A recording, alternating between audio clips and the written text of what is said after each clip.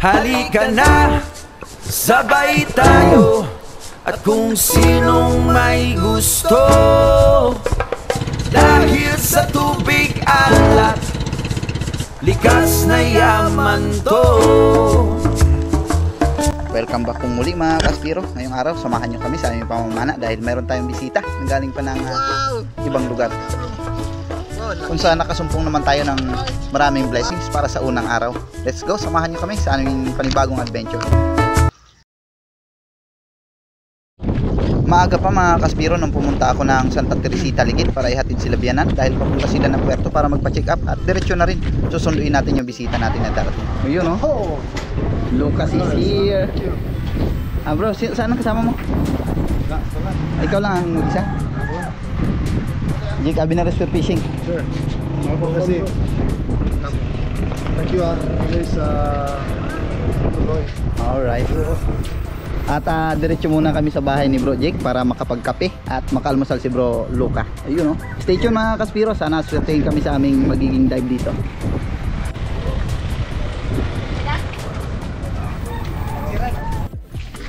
Ayun, nandito na kami sa bahay ni Bro Jake. At kape. Kape muna kami mga Kaspiro dahil pagod pa si Bro Luca.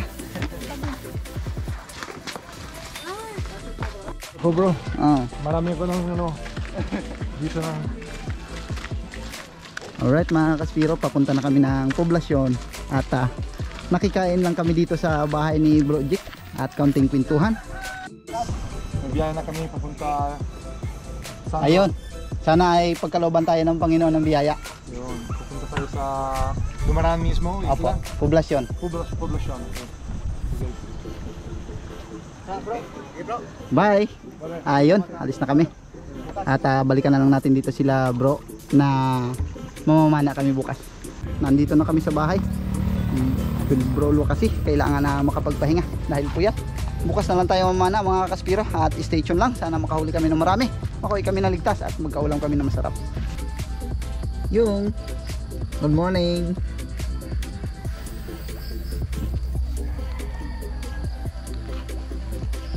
Let's go mga Kaspiro. At abangan nyo ang buong kaganapan sa aming pamamana ni Bro Luca. Guys, vitamins muna. Vitamin C. Vitamin C. At maaga pa nga ang aming naging preparation ni Bro Luca. At para sa mga hindi pa naka-subscribe sa kanya mga Kaspiro, pwede nyo pong puntahan yung kanyang channel, Luca C.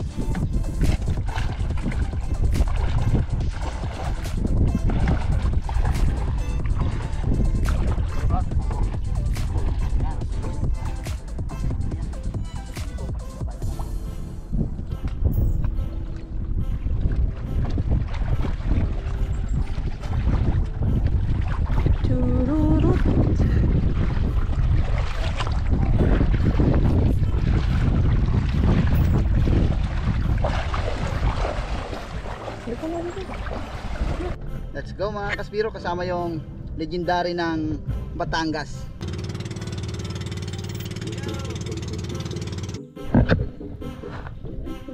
Nandito na kami sa spot mga Kaspiro. At naka-ready na kami. Si Bro Luca at ang Jake Abinares for fishing, yung aming master dito. Let's go mga Kaspiro. Sana makahuli tayo ng marami, makahuli tayo ng ligtas at magkaulam tayo ng masarap.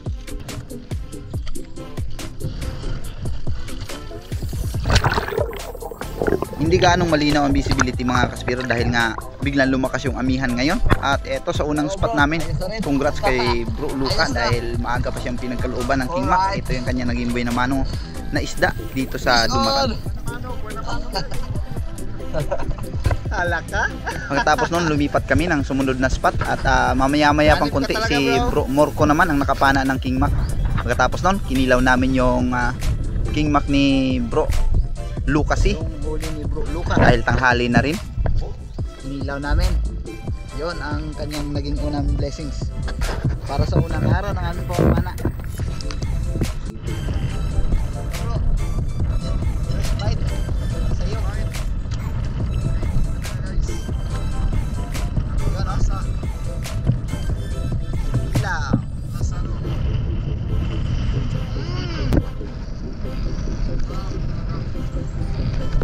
Sarap ng huli ni Bro Luca.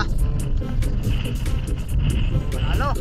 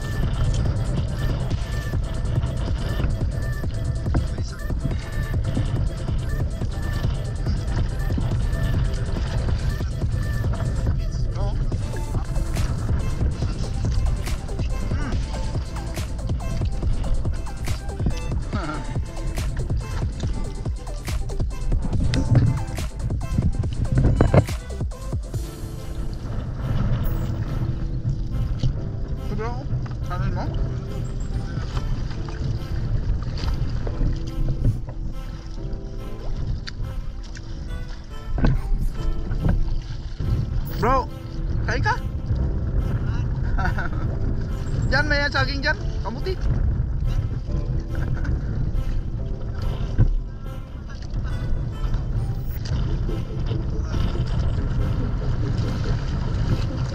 Pagkatapos ng napakasarap na breakfast mga kaspiro, ay nakita ko si Bro Jake Abinere Spear Fishing na nakahuli na ng King Mac. Ayun oh. Congrats para sa kanilang tatlo. Dahil mayroon na sila.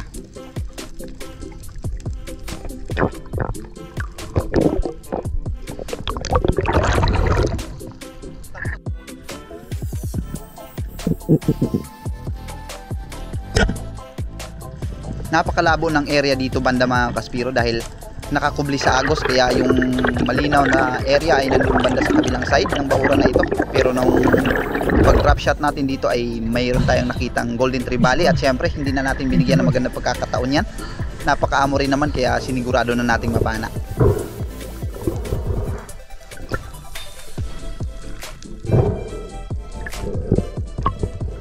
Golden Trevally o badlon yung ating naging unang isda para sa araw na ito mga kaspiro.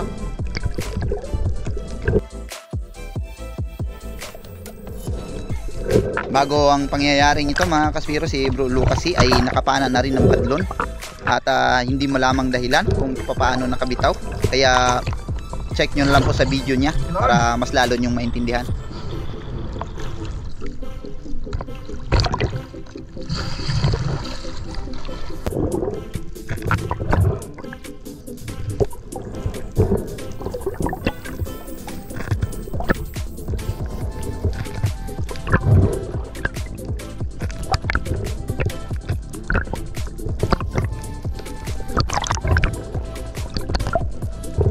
Si Bro Morco naman mga kaspiro ay sadyang hindi talaga bumababad sa dagat dahil walang nagbibideo ng isda nila pag mayroon silang nahuhuli.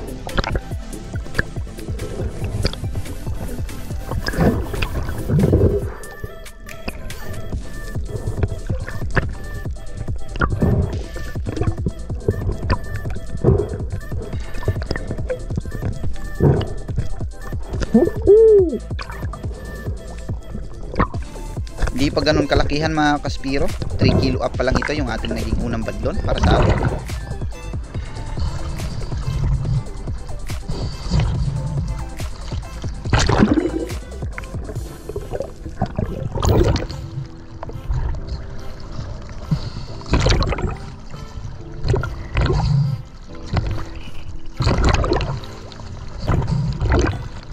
Hinatid ko na muna sa bangka dahil malakas na yung agos kaya mahirap na hilahin kung nasa buya.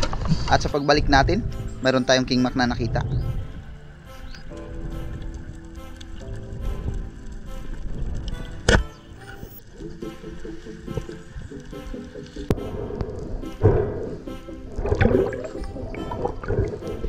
Dalawang pirasong King Mac mga kaspiro, pero sinigurado natin yung isa dahil mas malapit sa atin. Pareho rin naman sila ng laki kaya hindi na ako pumili.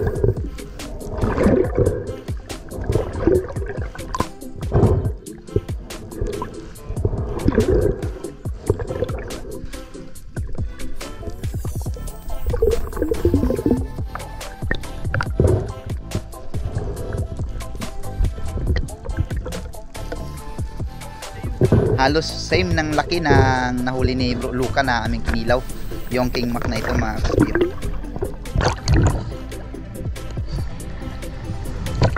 Lakas na ng agos, kaya palagi na tayong malayo sa bahura. At lumipat na kami ng ibang spot, naghanap tayo ng kubli. Habang sila Bro Jake Abner Spearfishing ay lumipat na rin ng bahurang 9, at kami ay pumunta sa badlunan ni Bro Luca.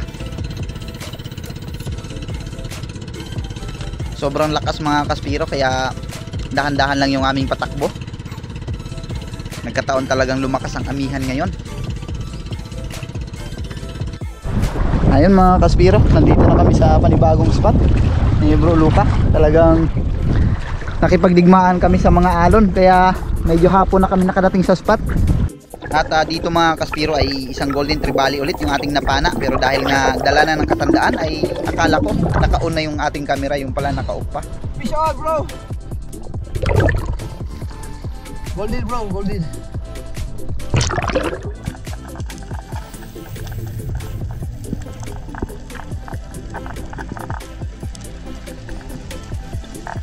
Kaya pala hindi sumama nung hinihila natin yung ating pana, dahil pinulupot niya na pala yung shooting line. At eto nga, para na siyang prinsipe na nasa gitna ng bato.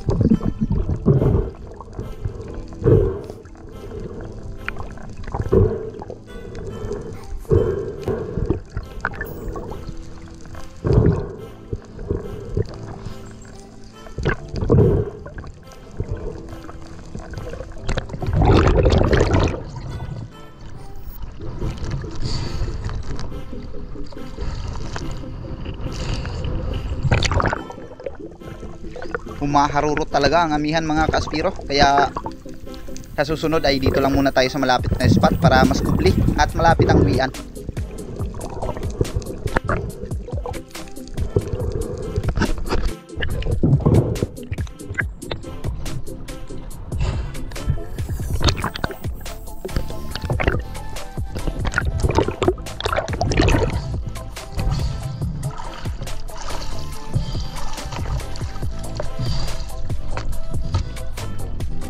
Nung paglagay ko ng isda mga kaspiro, nakita ko yung isang badlo natin na nandoon na sa kasko o yung baol ng ating bangka. Dahil siguro sa lakas ng alon na sinagupa namin, kaya inangat ko muna dahil baka mabulok.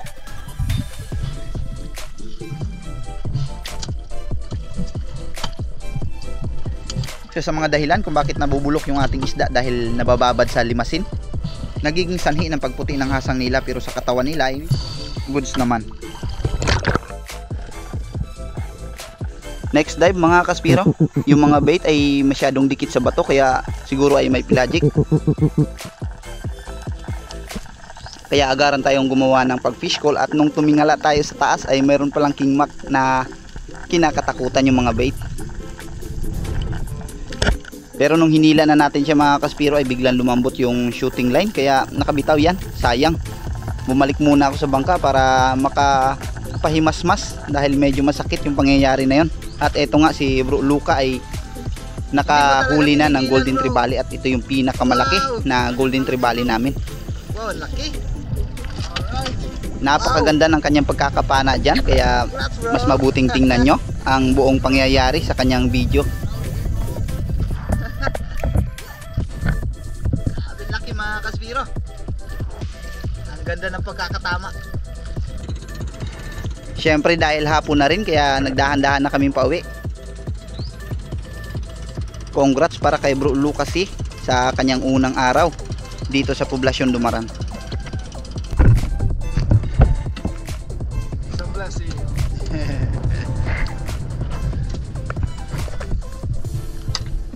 Ang daming gantar doon, di ba bro? Wow! Dalawang blessing.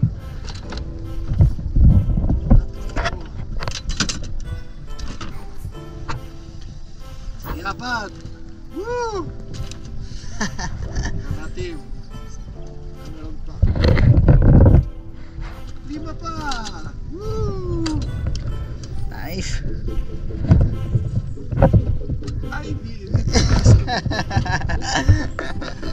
lagay, blessing. Sarap.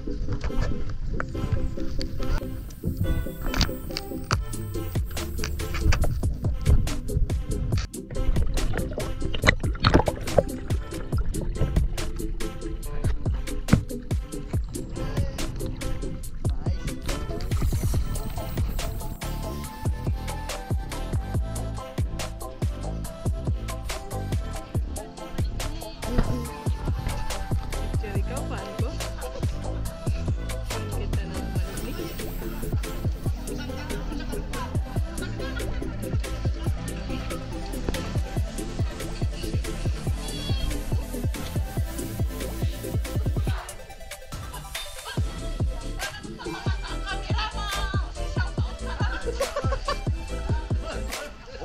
Pasensya na po kayo mga kaspiro dahil yung ating GoPro case ay nagpag kaya medyo malabo yung video na ito.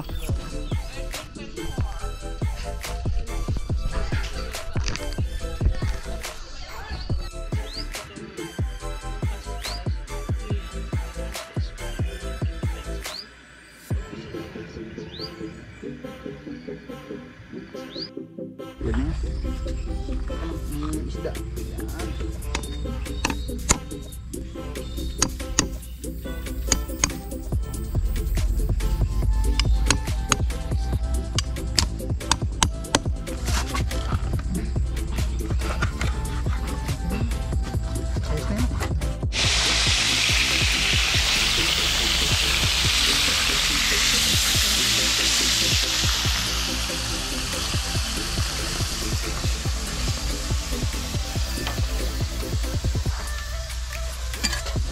Oh, ang panglakasan.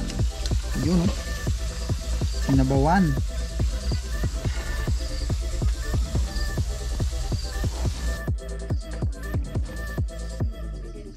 Hapunan tayo mga kaspiro. Ang aming ulam ni Bro Luca ay yun pa rin ang sinilaw. Hindi pa naubos. At ito yung prito. Sinabawan. Paborito.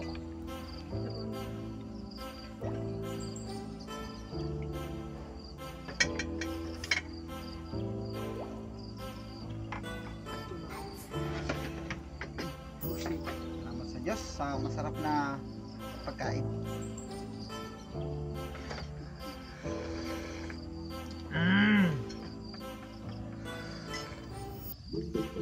Nakakatanggal ng pagod.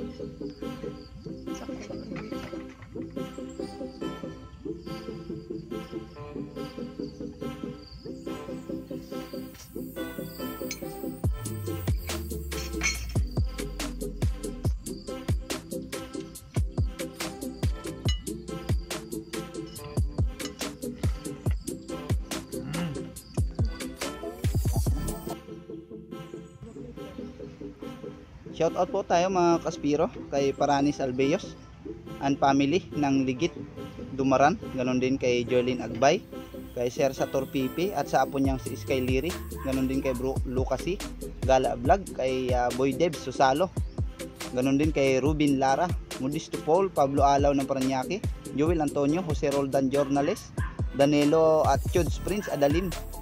Shoutout din po kay Jewel Kaibog, Kasalom TV, Roberto Portonga, Brentina, ganon din kay Ka-Fishing, Denise De La Cruz and family ng Nae Cavite, Baltasar Pina Florida, ganon din kay Carl Flores, Rinanti Simbahon, Nexon Echon at kay Bro Gabi Ramal, Super Fishing, kay Nistor, ganon din kay Erlin TV, Joel Bael, kay Expert One Life History, kay Jeep Gamers, kay Bartolome Pua, Tarsan in Palawan, Milagros sa Diyos, at kay Ronalyn Gomez, Maki Boy Burilo and family ng San Roque, Cotabato City, Albay, at Cesar Bling at sa girlfriend niya si Nori Binal. Maraming salamat po kay Hernan 12 Sunga Panday Gloria Vidal, maraming salamat din. Kay Jake Abinor for Fishing, Ruel Suway Bagyo, Larry Mos, Hilario Lacuachero, Joseph Cantar, at kay Romulo Rutaki. Maraming salamat po mga kaspiro sa walang sawang pagtitiwala, sa patuloy na suporta. At kitang-kita po tayo muli sa muli nating video kung luluobin ng Panginoon. Lagi po tayo mag-iingat at always tayo magpasalamat sa Diyos.